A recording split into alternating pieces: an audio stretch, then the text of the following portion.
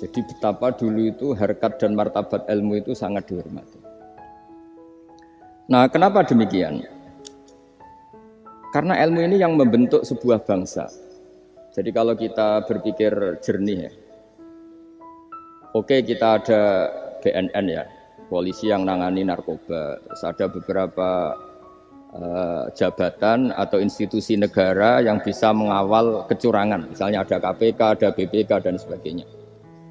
Tapi tanpa masyarakat dibentuk kiai dan dibentuk norma-norma agama, itu capek. Mayoritas orang tidak mencuri, itu ya barokahnya dididik kalau mencuri itu dosa, kalau nanti masuk neraka. Sebelum ada KPK dan BPK, itu orang tidak nyuri ya sudah banyak. Karena memang nggak nyurinya itu faktor agama, bukan karena takut KPK.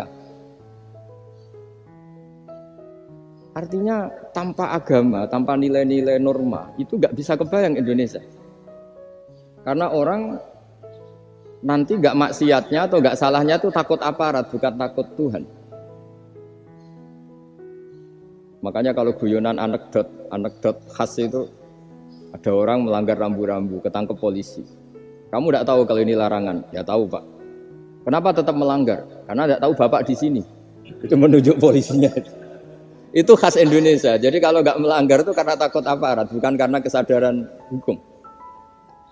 Tapi kalau urusan rambu-rambu itu seperti itu. Tapi kalau urusan orang tidak zina, tidak maling, tidak korupsi, itu hampir mayoritas orang Indonesia. Itu karena takut azab Allah atau takut dosa.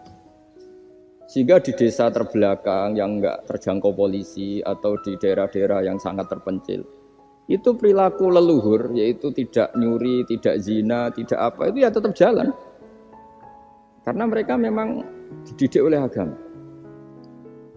Sehingga keinginan kita terbesar adalah bahwa sesuai konsep Imam Ghazali, al-ulama wal umara tau'amani. Jadi ada sinergi lah antara ulama dan umara. Dulu biasa raja-raja itu ngaji sama ulama. Tapi ulama juga biasa antri di kerajaan untuk ngurus administrasi negara. Jadi beliau-beliau ya bisa sebagai rakyat, tapi juga sekaligus sebagai guru. Karena beliau-beliau ini orang-orang yang bisa menanggalkan egonya. Lalu kenapa kerajaan dulu itu begitu kuat? Ada contoh paling populer dalam mengelola negara, yaitu Umar bin Khattab. Itu Sayyidina Umar bin Khattab. Itu bajunya, jubahnya itu ada 12 jahitan, saking jeleknya. Jadi saking jeleknya itu 12 jahitan. Ada pernah seorang kiai yang cerita, ketika Baitul Maqdis itu ditaklukkan oleh pasukan Umar, itu beliau harus naik unta dari Madinah sampai Yerusalem. Karena kerajaan yang ditaklukkan itu membayangkan Umar itu seorang presiden, seorang khalifah, pasti wah. Itu ternyata pas sampai gerbang Yerusalem itu Umar itu yang nuntun unta. Karena ketika unta itu hanya satu, sama pengawalnya bilang, saya mau naik unta asal gantian. Ya 2 kilo Umar naik, 2 kilo ajudannya yang naik, sampai Pak. Lepas mau pintu gerbang, itu pas giliran Umar yang nuntun. Kata ajudannya, kali ini jenengan yang naik saja. Enggak, saya enggak mau bohong. Jadi yang disambut ya ajudannya. Karena ajudannya pakaiannya lebih bagus, dan Umar pakai tadi, jubah yang berjahit 12.